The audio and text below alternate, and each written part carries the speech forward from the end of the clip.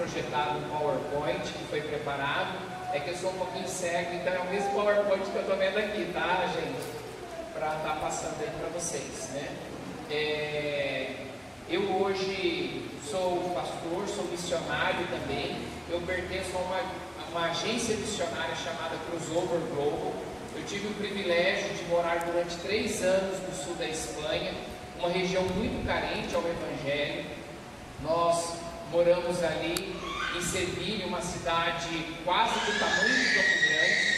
Aqui em Campo Grande, para que os irmãos tenham uma ideia, nós só de igrejas batistas, sem contar as outras denominações, as igrejas independentes, nós temos aproximadamente entre igrejas e missões, nós temos mais ou menos 120. Essa cidade que eu morava, a 4ª maior cidade do país, do tamanho de Campo Grande, e só tinha uma igreja batista naquela época. Era a maior igreja batista em espaço físico de toda a Espanha, e só uma igreja. Amados, o número de membros dessa igreja é mais ou menos 120 pessoas. Na cidade do tamanho de Campo Grande, só uma única igreja batista com 120 membros. Mas na verdade que nós não conseguimos reunir 120 pessoas ali. Era uma média de 80, 75 pessoas que congregavam, na verdade, todos os domingos. Para que vocês tenham uma ideia, no Brasil estima-se que 45 milhões de brasileiros, 25% mais ou menos da população aqui é cristã evangélica. Lá na Espanha 0,6%, um pouquinho mais de 0,5%.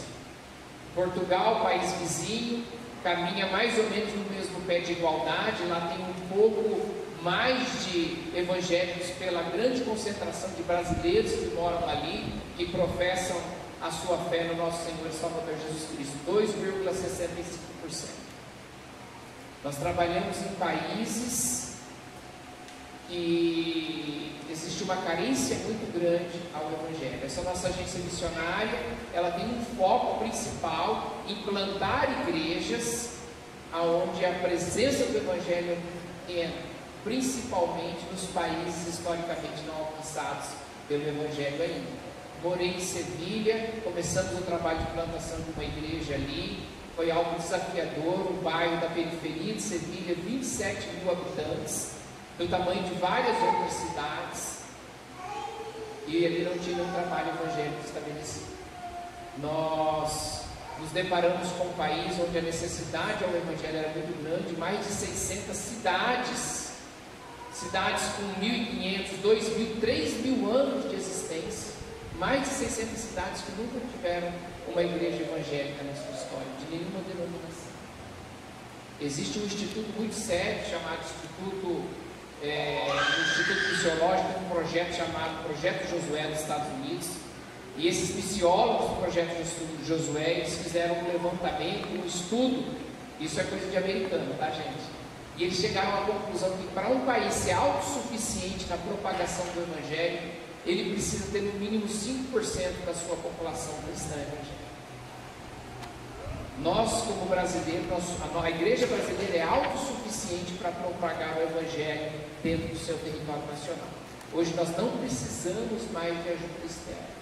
Mas imagina um país de 0,6%.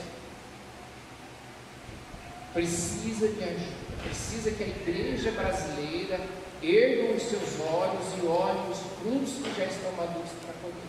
Muitas vezes nós estamos com os nossos olhos voltados só para o nosso umbigo e nós não vemos a necessidade.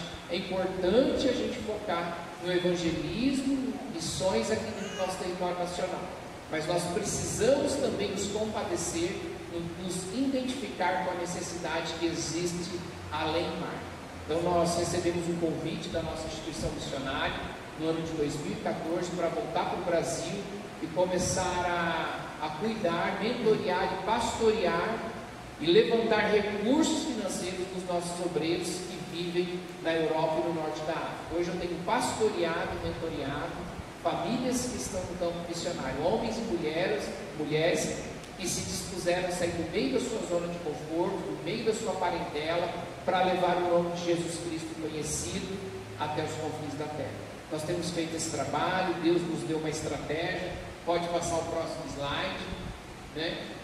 Nós abrimos uma livraria evangélica aqui em Campo Grande, ali no shopping Norte Sul Plaza, é um quiosque, fica em um dos corredores centrais ali daquele centro comercial, e o lucro obtido com a venda desses materiais, nós pagamos toda a nossa despesa, aluguel, salário de funcionário, né? E o que sobra, o lucro que nós obtemos ali, nós revertemos para o cuidado desses obreiros, para ajudar em alguma eventual necessidade. Nós temos doado material para as igrejas desses missionários, para que eles vendam esse produto. Nós temos enviado recurso financeiro também, de uma maneira esporádica, para socorrer eles nessas necessidades. Nós ajudamos no aluguel em uma casa em Marrocos, para que tenha cultos ali no norte da África. Nós atuamos também de leste a oeste do norte da África, muçulmano, do Egito ao Marrocos, toda aquela região ali, 99% da população é muçulmana. Nós não temos liberdade religiosa para pregar o Evangelho, né? Uma igreja como essa seria um pedaço do céu lá em Marrocos, porque os cultos são nos lares, as pessoas se reúnem ali, o louvor tem que ser baixinho, o culto vai começar às 7h30, os irmãos começam a chegar 3 horas, 4 horas da tarde, 5 horas, para não levantar, né? Não alarmar os vizinhos e eles não sofrerem nenhuma denúncia por isso. Então nós temos esse trabalho, garantimos o menor preço aqui de Campo Grande. Então, quando os irmãos precisarem adquirir material com crescimento espiritual, com preço justo e ainda abençoar a obra missionária, nos procure o nosso quiosque ali no shopping Norte Sul, amém?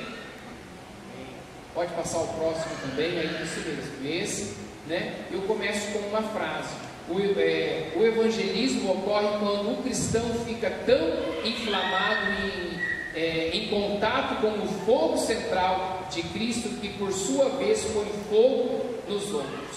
O que isso quer falar? Nós só conseguiremos falar do amor de Jesus se nós estivermos apaixonados por Jesus. Aleluia. Nós precisamos pedir todos os dias para que o Espírito Santo de Deus nos ajude a voltar ao primeiro amor. Nós precisamos estar contagiados para que a gente possa passar, e isso vai ser um combustível que irá nos impulsionar a falar do amor de Deus para as outras pessoas. E o Espírito Santo, né, ele tem nos dado ferramentas, estratégias, para que a gente possa, de uma maneira contextualizada, levar as boas novas de salvação para o perdido. É o próximo slide. Quantas pessoas você ganhou para Cristo neste último ano? Essa é uma pergunta que os irmãos não precisam responder. Eu quero que vocês respondam para vocês mesmos, né? Quantas pessoas que eu ganhei para Cristo?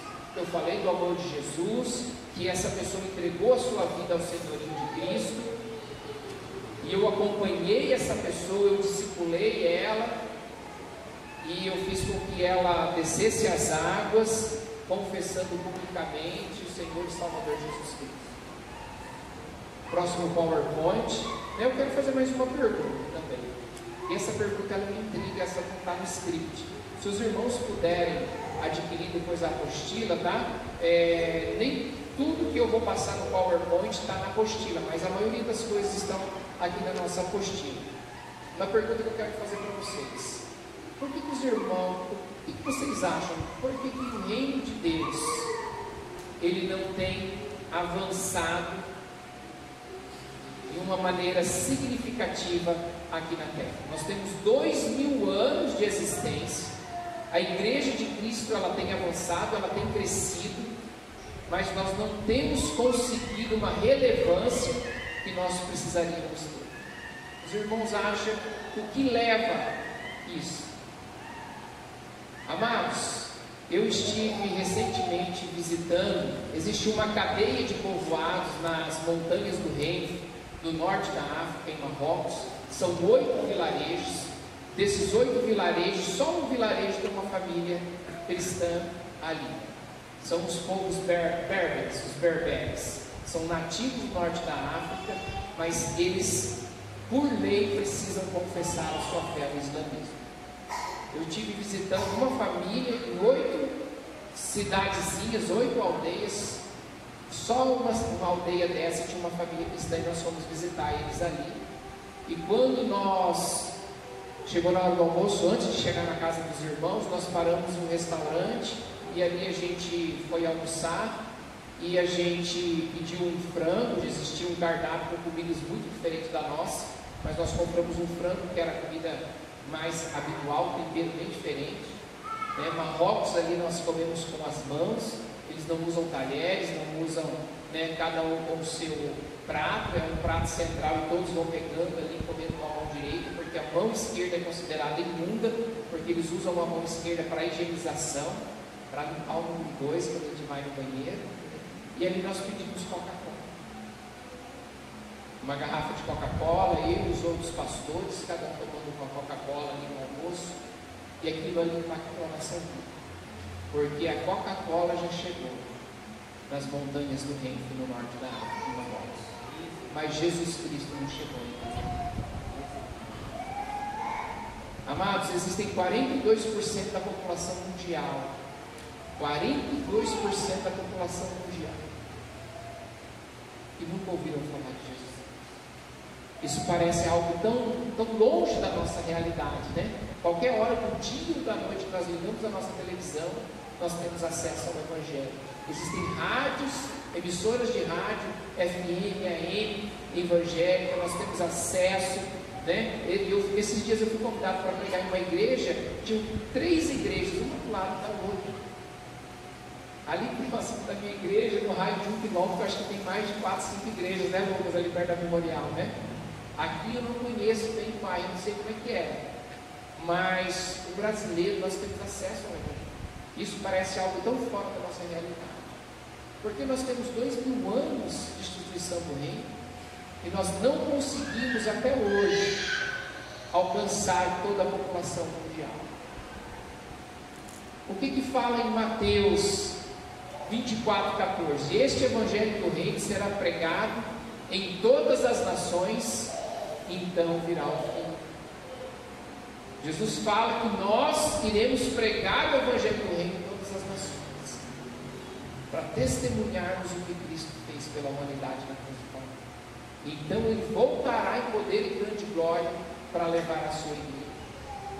Deus poderia ter confiado essa missão aos anjos, mas ele confiou aos discípulos do seu Filho amado Jesus Cristo, para que levasse as boas novas de salvação. E nós já temos 2000 anos de história, nós não temos conseguido avançar. Eu creio, amados, que nós não estamos avançando, porque nós não temos priorizado a missão ao qual Jesus nos convidou.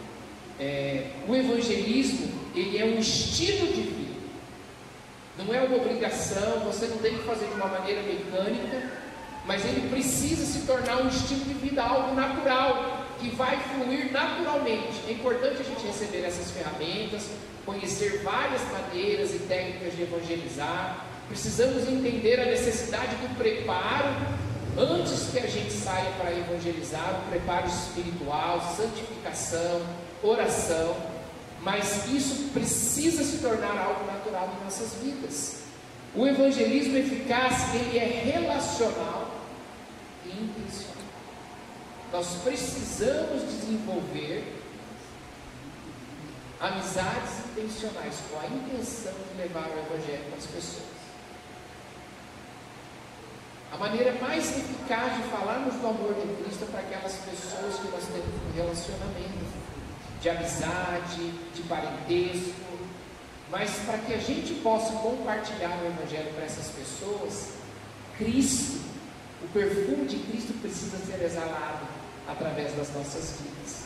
Nós precisamos verdadeiramente ser o sal e ser a luz desse mundo.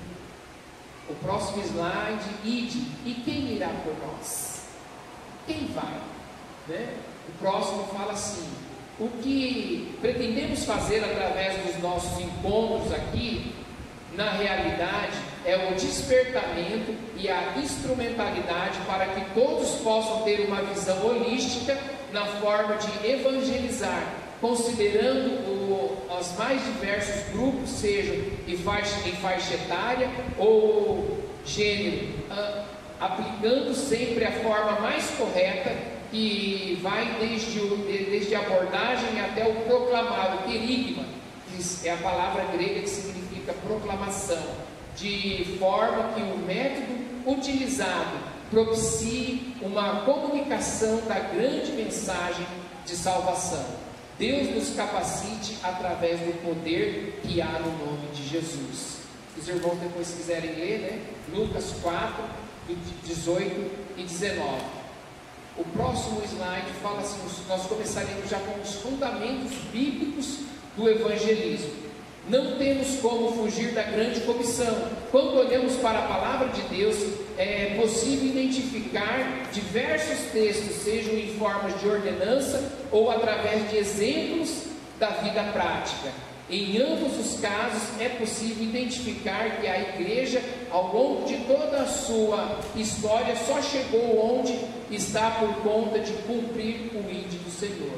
Os evangelhos sinóticos, eles terminam com o mesmo desfecho, a igreja sendo despertada para a continuidade de tudo que o Senhor Jesus tinha dado início, estabelecendo o reino de Deus aqui na terra.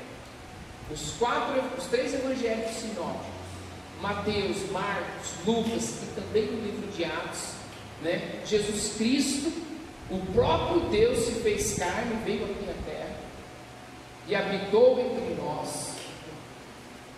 Ele teve um ministério, com 30 anos ele iniciou o seu ministério, com 33 anos ele foi traído por um dos seus, ele foi preso, ele foi condenado, não foi um julgamento justo, ele foi condenado à morte de cruz. Jesus Cristo morreu na cruz do Calvário para pagar aquela pena que era imputada contra as nossas vidas. Mas ao terceiro dia Jesus Cristo ele ressuscitou, vencendo a morte, o último inimigo. E depois da sua ressurreição ele ficou durante 40 dias aparecendo aqui na terra. E a palavra do Senhor fala que mais de 500 pessoas foram testemunhas, se relacionaram com Cristo depois da sua ressurreição. Então não existem dúvidas históricas que Jesus Cristo ressuscitou vencendo a morte. E depois de 40 dias ele reúne os seus 120 discípulos mais próximos e ele transmite as suas últimas orientações, que é esse texto conhecido como a Grande Comissão. E esse relato nós precisamos dar continuidade. Se um dia eu entreguei a minha vida ao senhorio de Jesus, reconhecendo Ele como meu Senhor e Salvador, e convidei Ele para morar dentro do meu coração, eu recebi o presente da vida eterna, meu nome foi escrito no livro da vida, amém? Então eu me tornei nesse momento um discípulo de Cristo, e essas orientações que Ele passou para os seus 120 se estendem para as nossas vidas hoje. Vamos passar o próximo slide. Eu quero convidá-los agora a gente entender um pouco melhor o que Jesus Cristo, que Deus espera de cada um de nós. Mas antes eu quero entregar para os amados uma tarefinha que a gente vai ter que levar para casa. Eu vou pedir a ajuda do Lucas para estar distribuindo para os irmãos. Aqui são alguns versículos, uma folha para cada um, tá? Nós precisamos decorar, tá? Esses versículos. E os versículos que nós estaremos lendo agora, eles estão nessa folha que eu dei para os amados, tá? Então, os 3 primeiros versículos, a gente precisa já ter esses versículos de cor para o nosso próximo encontro, o segundo encontro. Daí, os outros 3, né, seriam 4, 5, 6, para o encontro número 3, e assim sucessivamente, tá? O último encontro vai ter só 2 versículos para a gente decorar. Mas esses versículos que nós estaremos lendo agora, ele vai estar aqui no final.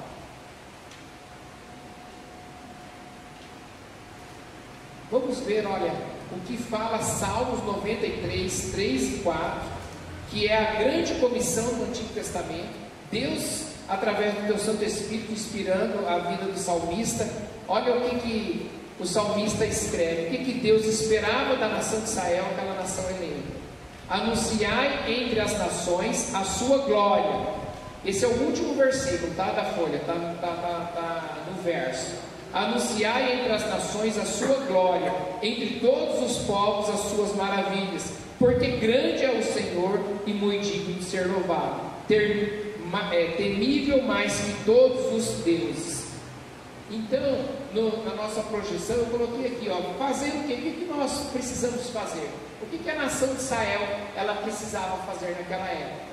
De acordo com o versículo que nós lemos, a nação de Israel ela precisava anunciar a glória de Deus e as suas maravilhas. É isso que ela tinha que fazer. Deus esperava na nação de Israel que eles anunciassem a glória e as maravilhas dele, né? Mas para quem que eles precisavam fazer isso? Entre todas as nações. Eles precisavam anunciar a glória e as maravilhas de Deus. E qual seria o resultado? Aquelas nações que recebessem o anúncio da glória e das maravilhas de Deus, elas iriam louvar a Deus, elas iriam louvar e glorificar ao Senhor, tá? O mesmo acontecido agora, a mesma ordem, mas agora sai da boca de Jesus para os seus discípulos, e essas orientações elas servem para as nossas vidas. Lucas 24, 47, vamos ver o que Lucas 24, 47 fala: e que em seu nome se pregasse o arrependimento para a remissão dos pecados a todas as nações, começando em Jerusalém. O que os discípulos de Cristo eles precisavam fazer? O que nós, como discípulos de Cristo, precisamos fazer? Nós precisamos pregar o arrependimento. Nós sabemos, aprendemos na palavra do Senhor, Romanos 3:23, porque todos pecaram e estão separados, destituídos da glória de Deus. Nós aprendemos aqui em Romanos, Paulo nos ensina que o pecado nos separa de Deus. Quando nós pecamos, quando nós desagradamos a Deus, quando nós erramos o alvo, quando nós pensamos pensamentos impuros ou cometemos atos que desagradam a Deus, nós pecamos e nós nos afastamos de Deus. Em Romanos 6:23 fala que o salário do pecado é a morte, mas o dom gratuito de Deus é a vida eterna em Cristo Jesus. O que um trabalhador ele merece receber depois de uma jornada de trabalho? Um dia todo de trabalho, uma semana de trabalho, um mês de trabalho. Ele merece receber o salário. Não é porque o patrão ele não é bonzinho para pagar o salário para aquele funcionário. É algo justo, ele merece receber aquilo. O que nós merecemos receber por sermos pecadores? O salário do pecado é a morte. Todos nós merecíamos ir para o inferno. Por melhor que eu fosse, eu mereci ir para o inferno. A gente fala assim, ai, coitadinho, né? Ele era tão bonzinho, né? Não merecia como vocês mereciam. Meus irmãos, o maior sofrimento aqui na terra não se compara ao sofrimento eterno no inferno. Covid-19, câncer, você nascer com problemas neurológicos, com problemas físicos, né? Você passar, imagina o maior sofrimento, violência, abuso sexual na infância, tudo isso é terrível, mas isso não se compara com o sofrimento eterno. Nós merecemos a condenação, salário do pecado, mas o dom gratuito de Deus é a vida eterna em Jesus. Amados, nós precisamos pregar o arrependimento. As pessoas hoje acham que não são pecadores. As pessoas estão se entregando aos prazeres da carne. E nós precisamos, as pessoas precisam reconhecer que elas estão longe de Deus pela maldade que existe dentro dela. Nós, como discípulos de Cristo, precisamos pregar o arrependimento. Mas para quem que nós precisamos pregar o arrependimento? O que o nosso Senhor e Salvador Jesus Cristo fala? Que nós precisamos pregar em todas as nações. Não é só pregar para o meu vizinho, não é só pregar para o meu colega de trabalho, para a pessoa que trabalha comigo, meu amigo na faculdade, para os meus familiares que estão próximos. Nós precisamos pregar o arrependimento em todas as nações. Precisamos começar onde Cristo nos colocou. mas nós precisamos pregar em todas as nações. E qual será o resultado? A remissão dos pecados. Olha que bênção, amados. Se nós pregarmos o arrependimento e a pessoa ela reconhecer que ela é pecadora, que ela tem desagradado e ela tem se afastado de Deus, e ela se arrepender dos seus maus caminhos, Deus ele é fiel e justo para perdoar os nossos pecados, amém? Deus ele vai perdoar os nossos pecados, aquela dívida que é imposta contra as nossas vidas, ela será perdoada. Imagina se um criminoso matou 2, 3, 4, 5 pessoas, e ele chega diante do tribunal, ele reconhece que ele fez aquelas coisas, e ele é absolvido. É isso que Deus faz com as nossas vidas. Nós não merecíamos. Isso é a graça. É um presente imerecido. Nós merecíamos a condenação eterna, mas Deus ele é fiel e justo para perdoar os nossos pecados, quando verdadeiramente nós nos arrependemos dele. Mas nós precisamos pregar o arrependimento. Marcos ele vai falar o mesmo relato, só que de um ponto de vista diferente. Em um relato ele não vai aniquilar o outro relato, mas ele vai completar. Todos eles estão falando a mesma coisa, o mesmo acontecido, mas em pontos de vista diferentes, mas todos inspirados pelo Espírito Santo de Deus, amém? Marcos fala assim: e que se pregue, quem crer e for batizado será salvo, quem porém não crer será condenado. Então Marcos fala: quem crer e for batizado será salvo, quem porém não crer será condenado. Na visão de Marcos, ele fala o que nós devemos fazer. Nós devemos pregar o Evangelho. Nós precisamos, que aqui no texto faltou o versículo 15, eu vou abrir aqui a minha Bíblia, 15 e 16, tá, amados? Para que a gente possa entender melhor. Marcos, capítulo 16.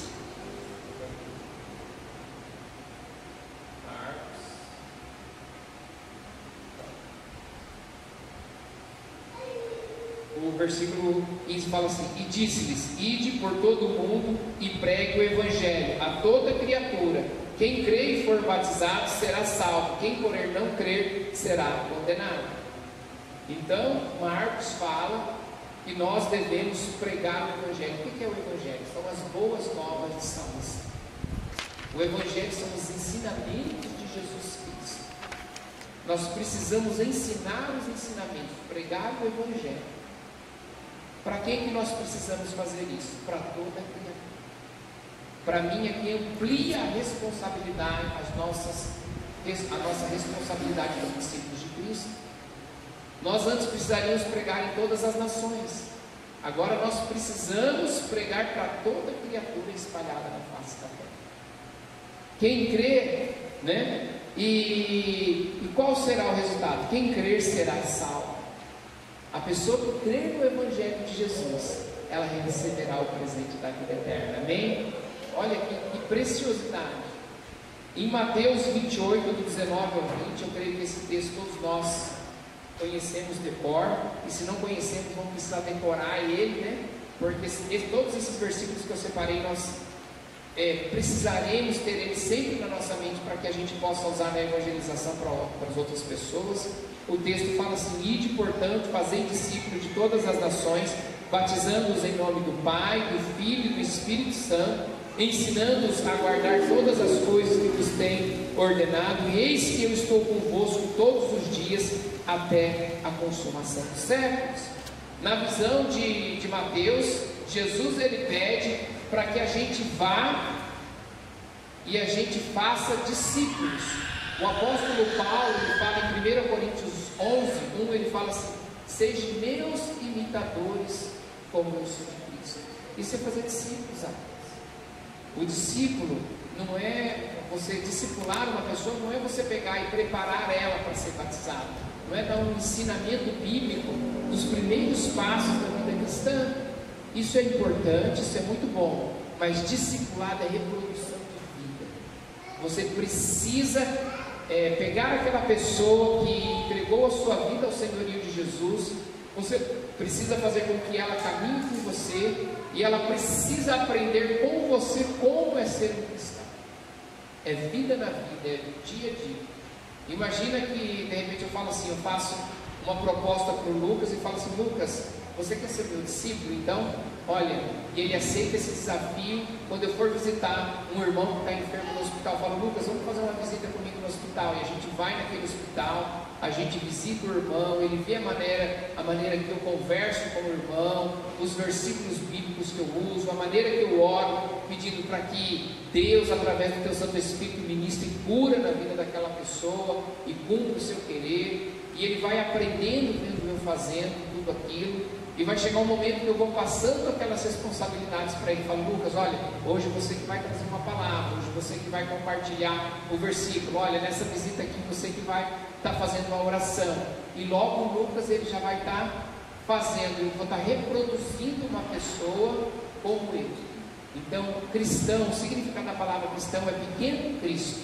Nós precisamos fazer discípulos, reproduzir vidas, mas para que eu possa reproduzir uma vida, eu preciso refletir Jesus Cristo na minha vida. Eu preciso buscar ser uma réplica de Cristo, senão eu vou reproduzir. Imagina se eu buscar os prazeres que esse mundo pode oferecer, eu vou reproduzir uma pessoa que vai fazer a mesma coisa. Então é algo muito sério, mas eu preciso fazer discípulo. Mas aonde que eu preciso? Para quem que eu preciso fazer discípulo? Aonde que eu preciso chegar? Em todas as nações. Em todas as nações. Olha, primeiro começa entre as nações, todas as nações, toda criatura, agora novamente todas as nações. E qual será o resultado de eu fazer discípulo, né? Jesus sempre estará conosco. Ele promete a sua presença, nos capacitando a fazer discípulo, a reproduzir vidas. Em Atos 1:8, Lucas ele continua, relatando o que Jesus falou, e Atos 1:8 fala assim: mas recebereis poder ao descer sobre vós o Espírito Santo, e sereis minhas testemunhas, tanto em Jerusalém, como em Judéia, em Samaria e até os confins da terra. Esse poder que Lucas fala, quando nós entregamos a nossa vida ao Senhor Jesus, o Espírito Santo de Deus passou a habitar dentro de nós, e nós já fomos revestidos de toda a autoridade, todo o poder, para testemunharmos o que Cristo fez pela humanidade na cruz do Calvário, e o que Ele tem feito em nossas vidas todos os dias. Amados, nós já foi outorgado uma autoridade do céu sobre a nossa vida, para que a gente seja testemunho de Jesus.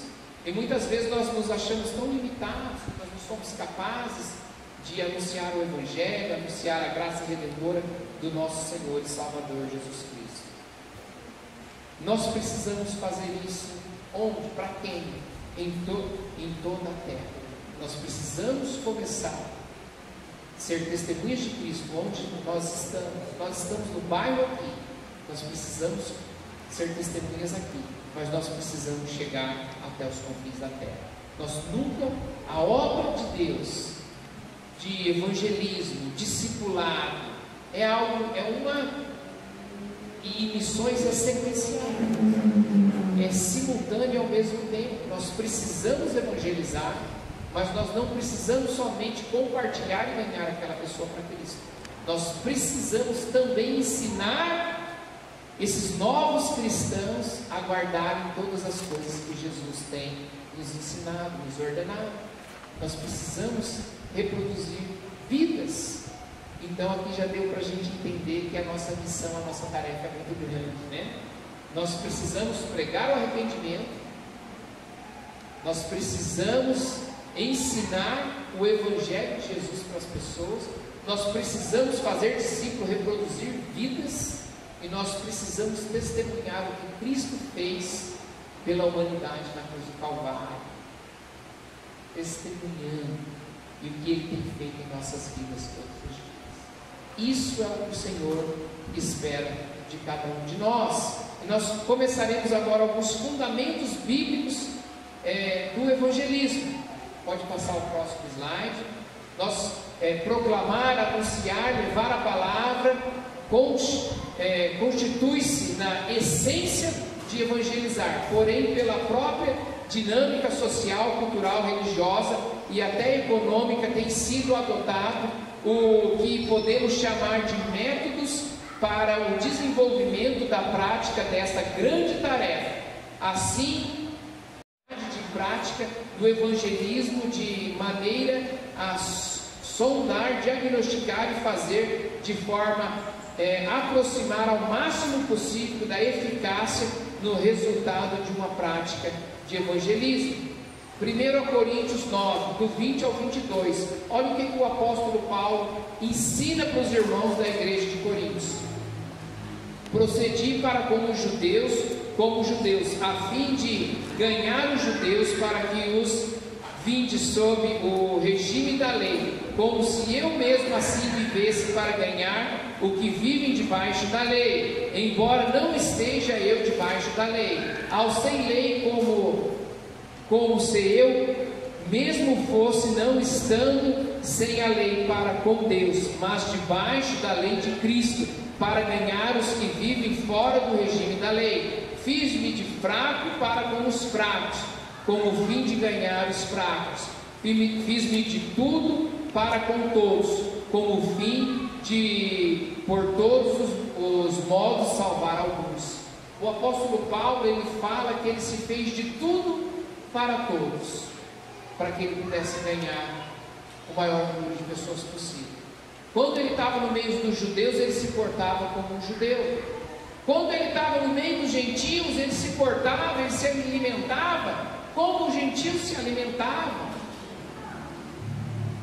Porque o apóstolo Paulo, ele queria ganhar o maior número de pessoas para Cristo.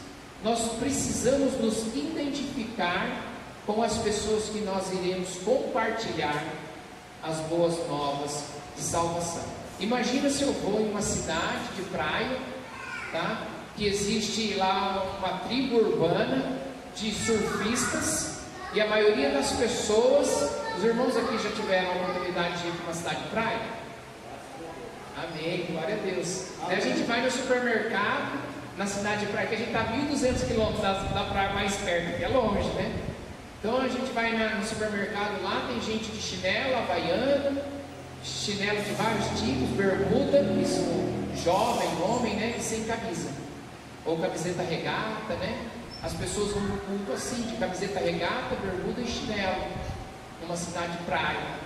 Imagina, eu vou compartilhar do amor de Jesus numa tribo urbana, na praia, vou lá na praia pregar para os surfistas, para compartilhar o amor do Senhor, e tipo de terno e gravata, sapato social no meio da areia, sol de 40 graus, e vou lá com a Bíblia debaixo do braço, né? Aquele terno já, eu estou suando mais que tampa de marmita, e eu tento me aproximar deles ali e começo a compartilhar o amor de Jesus Cristo. Vocês acham que esses surfistas não vão me escutar? Eles vão achar que eu sou louco.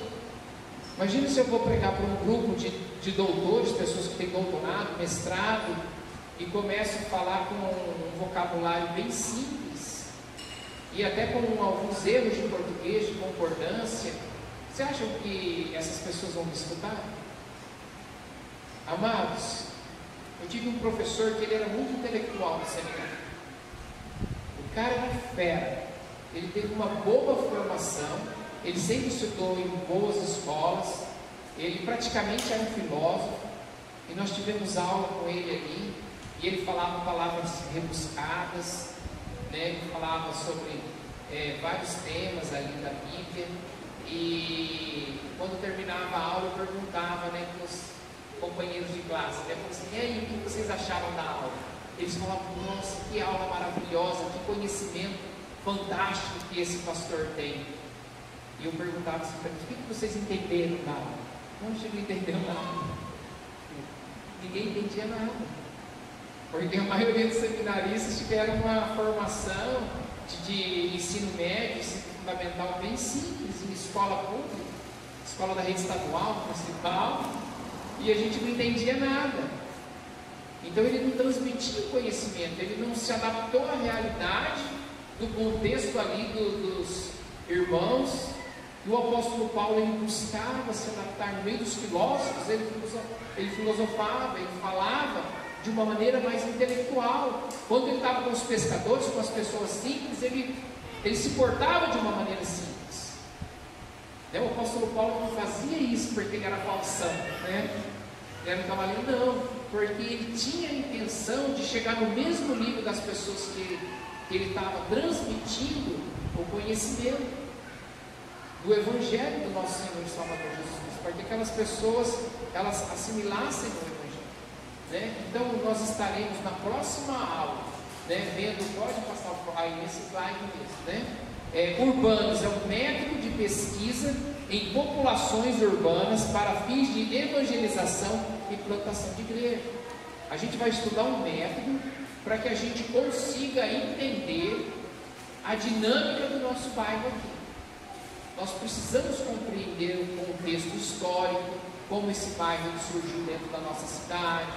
Nós precisamos entender a geografia, o clima daqui, né? Qual é a melhor época para evangelizar, quais são os costumes que as pessoas aqui têm, qual é a história, quais são as etnias, se são pessoas que de repente vieram de algum outro lugar, que são sul-mato-grossenses mesmo, se existe um grande número, alguns pessoas de outros estados do sul do Brasil que vieram, que moram aqui, se existe de repente presença de estrangeiros, paraguaios, bolivianos, agora com essa chegada de venezuelanos também.